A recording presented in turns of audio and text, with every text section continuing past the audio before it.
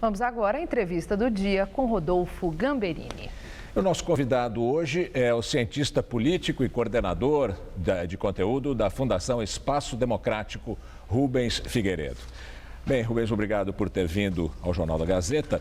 Nós vimos aí que, pelo menos os governadores de oposição e de situação conseguiram encontrar uma pauta comum em relação à política econômica da presidente Dilma. Por que os governadores, que são do Executivo, conseguem fazer isso e no Congresso vira uma salada generalizada? Porque os problemas são semelhantes, né? Governadores têm problemas semelhantes do ponto de vista de receita, o excesso de atividade que os estados têm que suprir para os cidadãos. Com a queda da economia, o desaquecimento econômico, as pessoas param de pagar plano de saúde, vão para o serviço público de saúde. Sobrecarrega o serviço público. Tudo isso bate no dia a dia desses administradores públicos que tentam saídas para organizar um pouco os governos pelos quais eles são responsáveis. Bom, nós estamos chegando ao fim de 2015. Você vai ter saudade desse ano? Não, esse ano acho que foi o ano, do ponto de vista político-policial, dificilmente nós teremos um ano tão movimentado como foi esse de 2015 e muita incerteza, né? A economia, a gente viu uma nota do presidente do PT dizendo que quer ousadia na política econômica. O que a gente não precisa hoje é de ousadia, o que a gente precisa é fazer a lição de casa, fazer com que os agentes econômicos resgatem a confiança no Brasil, promover um ajuste de contas públicas. Isso passa pela formação de um novo pacto social, porque do jeito que está, o Brasil é ingovernável.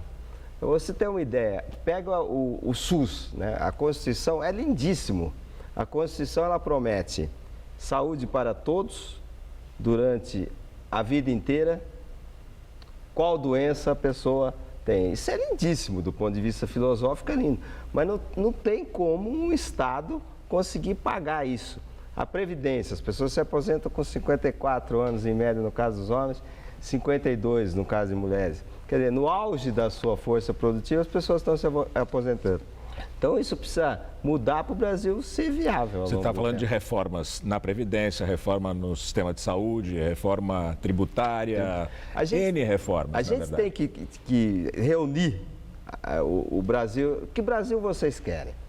A gente tem o ensino superior público. Então, alguém entra na medicina da USP, vamos supor, o Estado investe durante 6, 8 anos naquele estudante e o estudante abre um consultório privado e vai ganhar dinheiro. Quer dizer, é esse o Brasil que a gente precisa ter, é esse o Brasil que a gente tem. O que não pode acontecer é que cada setor organizado pressione o Estado, abre mão de receitas, isso no futuro vai estourar. Do jeito que está, nós vamos precisar de 6% a mais de imposto em termos de PIB daqui 14 anos. Isso vai subindo sempre exponencialmente. Ou se resolve isso em algum momento, ou o país não aguenta. Ou subirá. Você falou agora, comentando a nota do Rui Falcão, que não é hora de ousadia na economia, que é hora de fazer a lição de casa. Você acha que o ministro Nelson Barbosa, novo ministro da Fazenda, reza por essa cartilha? As primeiras declarações do ministro foram nessa direção. Ele tem um passado acadêmico, ele se formou numa instituição de Nova York, que é tido como intervencionista, mas o Estado maior. O Estado maior, uma maior pressão sobre os agentes privados, enquanto o ex-ministro era da escola de Chicago, que é mais conservadora. Agora, os primeiros movimentos do ministro são no sentido de realmente restabelecer uma disciplina fiscal sem a qual as pessoas não acreditam no Brasil. E não são só as empresas de fora. Os empresários brasileiros não estão investindo. Então, tem que diminuir a burocracia, você tem que, o sistema público tem que ter um mínimo de equilíbrio. E não adianta é muito bonito você dar benefício para as pessoas, mas alguém tem que pagar a conta. É isso que a gente tem que ver. Tá. Você falou de várias reformas necessárias, mas não tocou na reforma política, não tocou na questão da representatividade dos partidos. Nós temos 35 partidos. O que, na sua opinião, deve ser feito nesse campo? O nosso sistema político ele funciona muito bem quando o presidente vai muito bem, quando a economia vai muito bem. Então, nós tivemos 2 governos Fernando Henrique eficientes, 2 governos Lula eficientes. Um governo Dilma, né, o primeiro, teve lá suas qualidades. Agora, em situações como as que nós estamos vivendo, o sistema político não aguenta. Como é que você faz uma coligação que envolve, 20 partidos que têm representatividade real dentro da casa, com uma presidente com a popularidade baixa, economia patinando? Então, isso tudo joga contra. Porque o papel do sistema político não é só promover estabilidade. Ele tem que dar condições para que se faça um bom governo. Porque o sistema político existe para que a vida das pessoas melhore.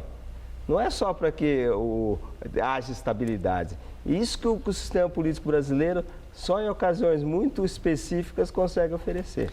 Você falou, mais uma vez vou tocar nesse assunto, da necessidade de várias reformas, diagnosticou vários problemas.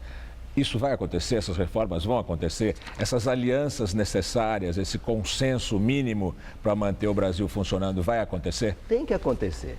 A presidente da República, se ela continuar, ela tem que voltar a ser protagonista porque não se admite o presidencialismo como a nossa sem o presidente da República protagonizando a política. Ela não pode ir na rabeira da crise, ela tem que indicar caminhos e tentar fazer um conserto que possa, pelo menos, começar as reformas. Não são fáceis. Eu estou lendo aquele livrão do Fernando Henrique sobre o primeiro mandato. Era um empenho monumental de um presidente que tinha uma credibilidade excepcional, que tinha estabilizado a moeda, e a luta era no dia a dia. Ele começou ganhando por 300 a 100, depois foi ficando mais difícil.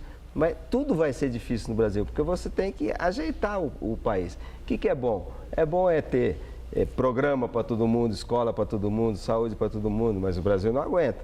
Então a gente precisa estabelecer um novo pacto, insisto nisso, para ver o que a gente pode oferecer com aquilo que a gente produz. Tá bem.